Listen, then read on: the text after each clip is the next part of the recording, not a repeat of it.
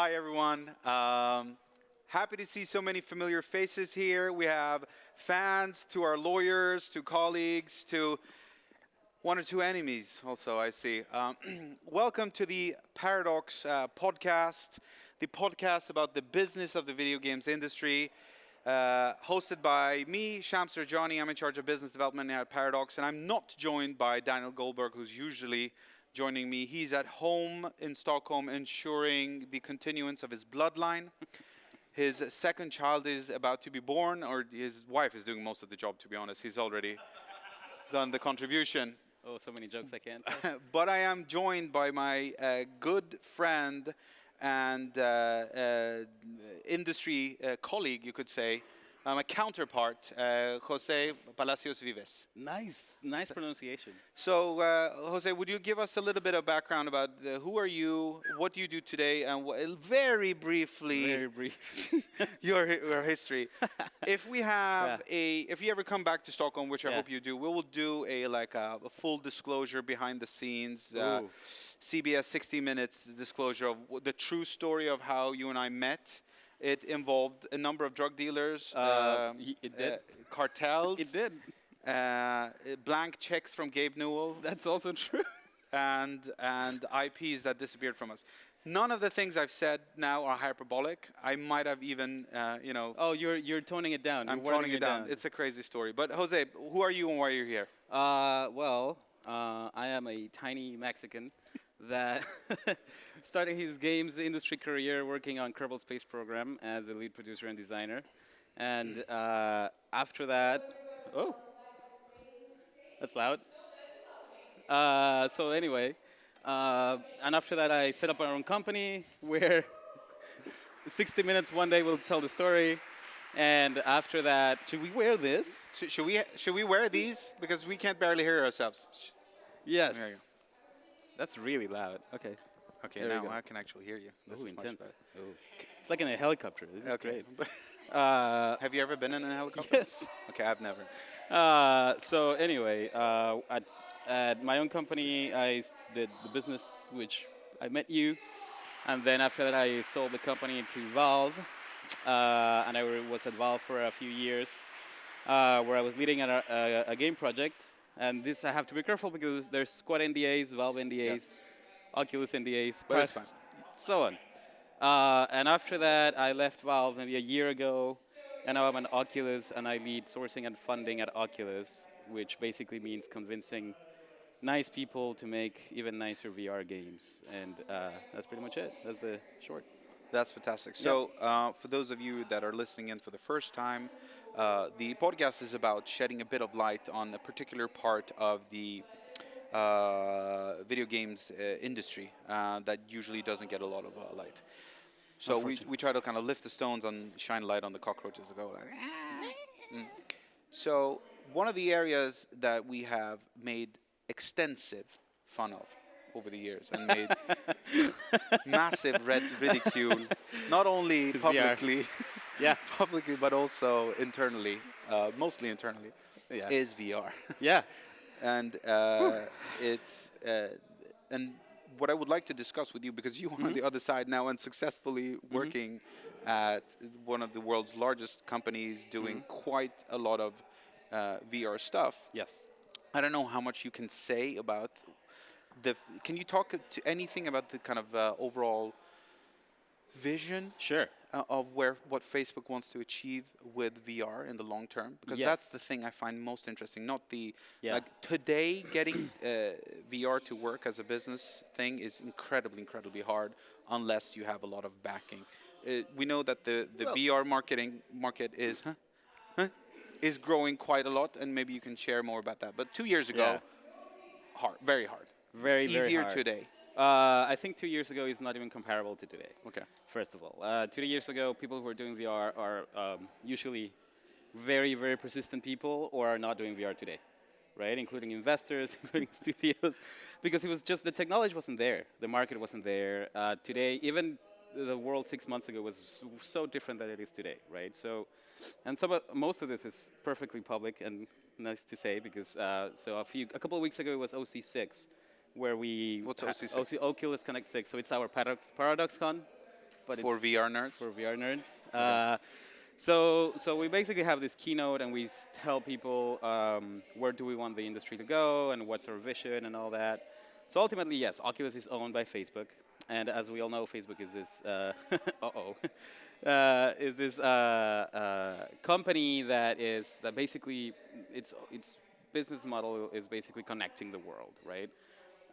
So why would a company like that be interested in Oculus? So that's we're pretty public about the fact that we really believe that VR is going to be the next computing platform, right? So everything that you do today in your phone, imagine if you could do it with a thing that also lets you play games and connect to, see the world in this like overlay with AR, VR, and play both products like games, but also very much things like. So a second layer of reality. Yeah, right. I mean, it already exists, but it's here in your phone, and you have to pick it up, and the bandwidth is very, very short. So you have your fingers and your eyes. Yeah. Can I ask? Is it just replacing the phone or all computing? The next computing platform. Okay. Oh, okay. Yeah. Okay. So Yeah. So I think and this is really the fascinating part. So, and I think when we spoke about it, I really understood it more clearly. This is where Bill Gates' vision was kind of put a desktop on every in every living room. What was it? Sure. Sure. Let's say that was the vision. That was. I'm But sure. it was in every home, Yes. making it completely ubiquitous. Yes. I think when people look at Facebook or maybe Oculus before, it wasn't maybe as clear before, but it was really clear seeing what's happening with Oculus now and the way you describe it. That Yes. whatever we're doing today in reality will be replaced by another virtual reality. I think replace is the wrong word. I think enhanced. It's a better word. It's PR training. Okay, see? It is. See, this is. But it's this is true. I mean, top PR dollar against you right there. See, no, we're not gonna kill you. We're just gonna take the life out of you and put it somewhere else. we're just gonna make you live better. But exactly.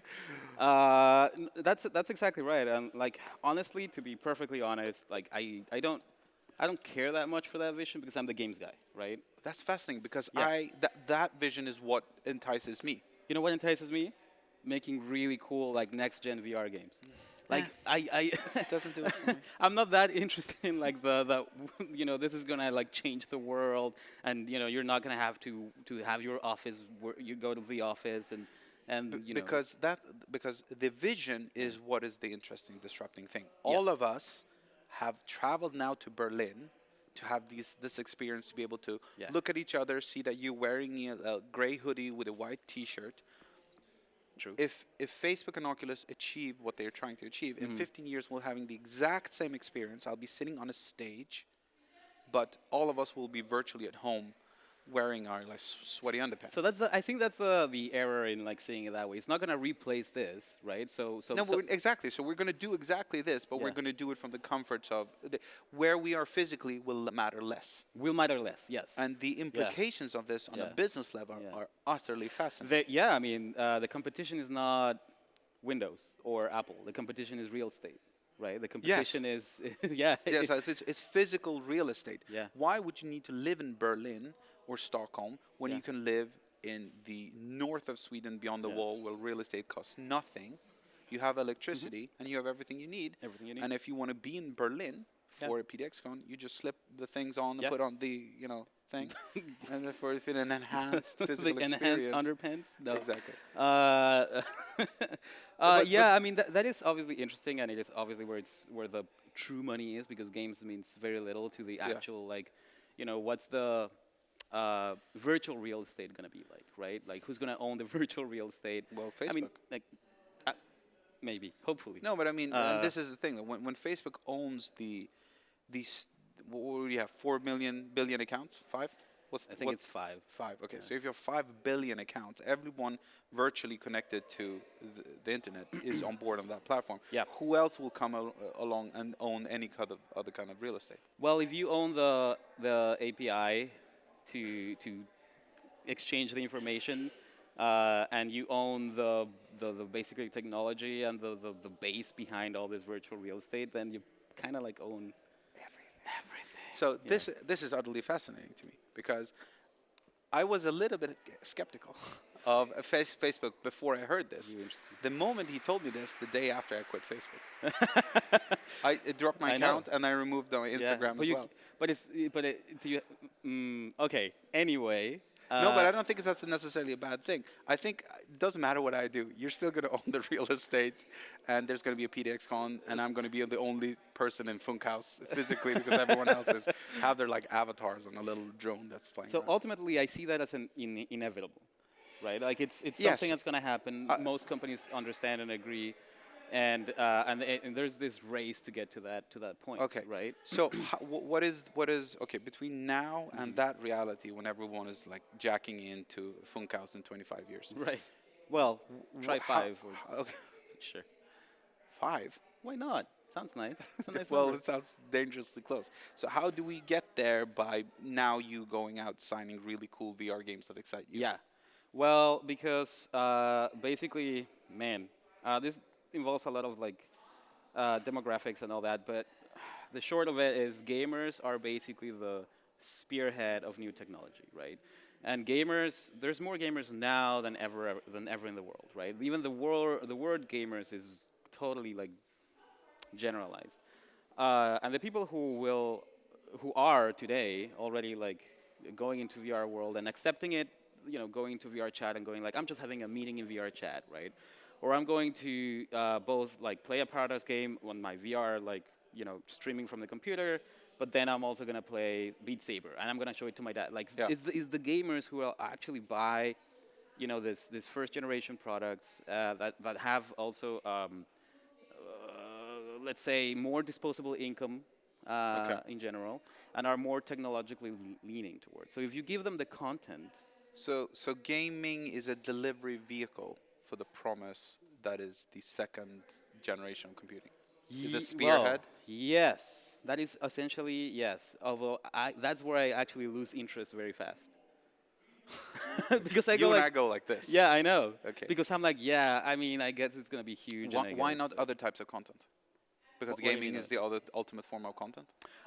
Yes, that's pretty much it. Because, for example, so Oculus released Oculus Go, which is a standalone headset, like in January or December last year, right? But it's a 3DOF headset, which means that it only reads you left, right, front, back, Yeah. right? It doesn't. You're not in an actual virtual space. Yeah.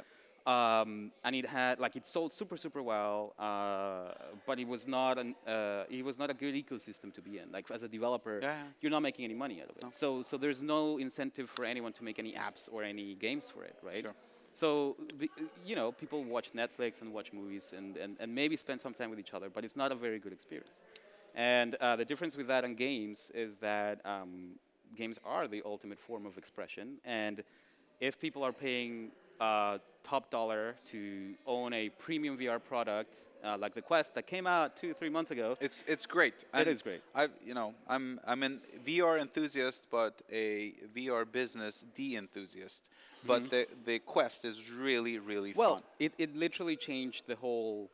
You don't need the cables. No it has cables. great performance. It looks great. It looks great. It is the first device that actually delivers on the VR yeah, it's promise. like having a Switch, but in VR and actual immersive. Like, Yeah. like I actually don't bring my. I know this sounds like a super. Do you have it on the plane? Yeah.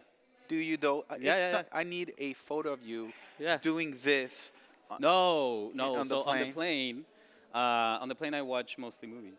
I still Yeah. need to see a photo of Or you. play some of the games that you know Moss. I don't believe you. I need to see this. promise, yeah. I don't fly business, granted, so I don't see most folks like you having Yeah. a Quest. But okay, so before we go over to questions from the audience, Yeah. because I would like to have a bunch of them. Yeah, it's a long conversation.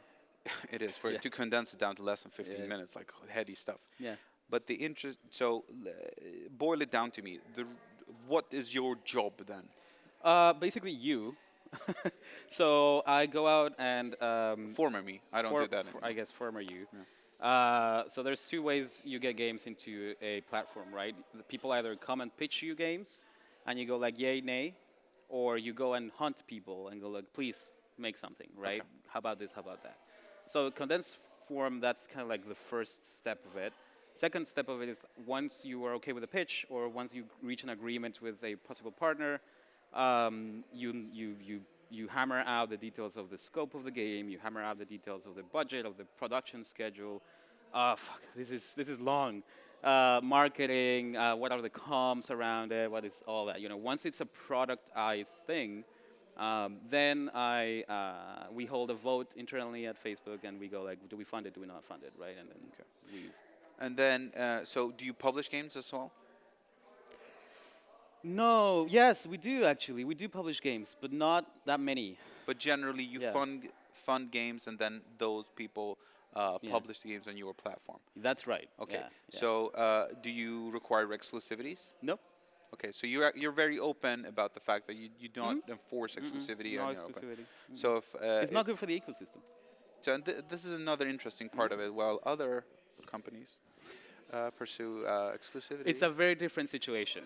Yeah. It's a very different situation because other companies that pursue exclusivity, it's an ecosystem that's incredibly dense, right? And it's incredibly overpopulated. Yeah. And too many people are making it, so exclusive is a different thing. Yeah, and ultimately, if your end game is owning reality, who gives a shit about some kind of a few dollars now? I should have worn my other Defy Reality. Exactly. Anyway.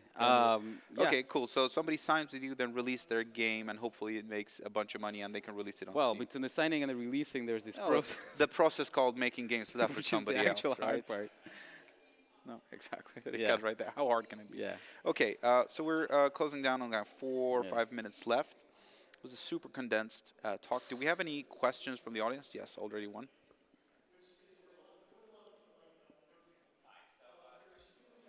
Hold on, the mic. Try now. Hey, yeah, There we cool. So the question about VR. So at the moment we have essentially two branches. So you have something that VR was born out of is your PC connected via the wire, and you have all the hardware in your PC, and essentially the headset is just a screen with headphones. And then the second iteration you can say is a mobile processor in it. Now that we've learned that the Quest will support the Symlink, will be able to stream the games from your computer to your Quest. Yeah. Do you think that the PC VR is dead? Do you think No, there is a market for PC VR? Oh my gosh! Yeah, actually, it breathes life into PC VR, right? Because let's say you're making a game, and let's say I'm talking to you, and we're like, let's make a game. Let's make CK4 in VR, right? And and I tell you, hey, you know what? This is really cool. Do you want to release on 50% of devices, which is Quest, or do you want to release on 100% of devices, which is Quest plus PC, right? And it's a much better proposition. And even if you go like, actually, I'm like, I'm really sticking to my guns here. I don't wanna compromise on anything regarding the graphical quality, so I'm gonna just do PC, which is also an interesting business decision. I will be like, okay, that's good luck.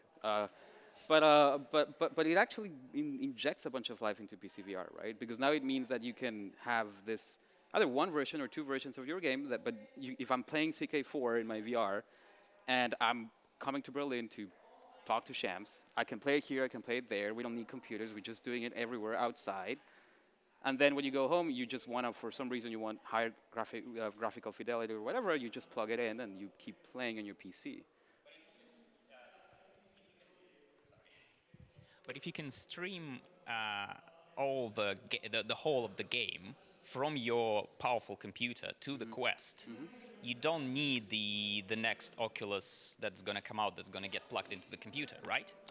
Well, I guess that depends on how powerful the new Oculus could be, right? Okay, good. We have time for probably one or two more questions. Hi. Hello. There you go. So one of the issues I found with VR, there's 1,000, but one of them. It's VR. As a designer, I felt like because of the experience at the moment, the way the technology is, it's quite intense. Sure.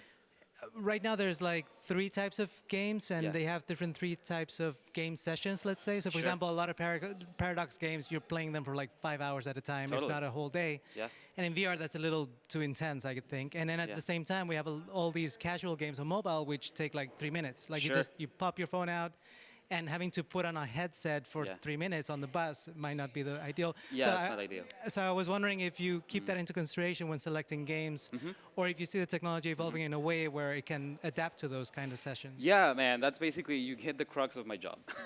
It's like, clearly, 3-minute, almost mobile-like experience is not going to create very vibrant ecosystem, right?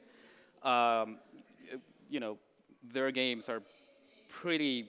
It's the people that would spend a bunch of time and money on a platform. ... So, Any final quick question we have then? By then?